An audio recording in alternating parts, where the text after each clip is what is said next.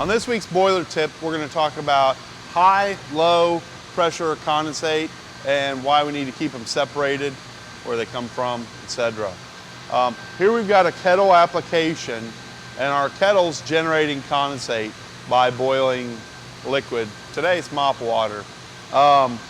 Because that kettle uses most of the energy of the steam, we don't have 50 pounds of steam pressure to push that back to our condensate return system. So we're going to use a vented receiver.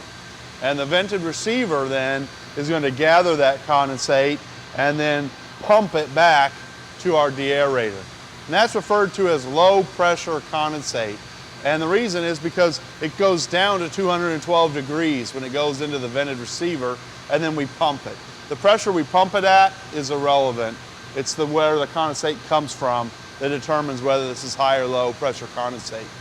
So here we've got a high pressure condensate line. It's different because this is coming off a drip leg from the high pressure steam system.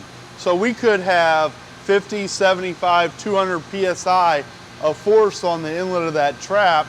That's all the energy we need to push that condensate back to the deaerator, a pretty long distance.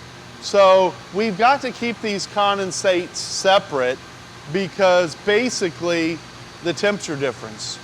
If we've got water in here that's at 212 degrees, or it could be much cooler, because if that receiver is set there for a while until the pump cycle's on, it could be ambient temperature.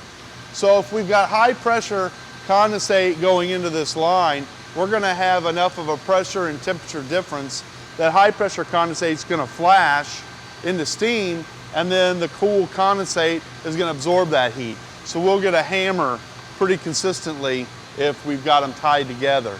Secondly, that pump may not be able to handle the back pressure of the high pressure condensate system, or the high pressure system may not be able to handle the pressure generated by the pump. So we're a lot better off just taking those separate back to the boiler room, to the deaerator.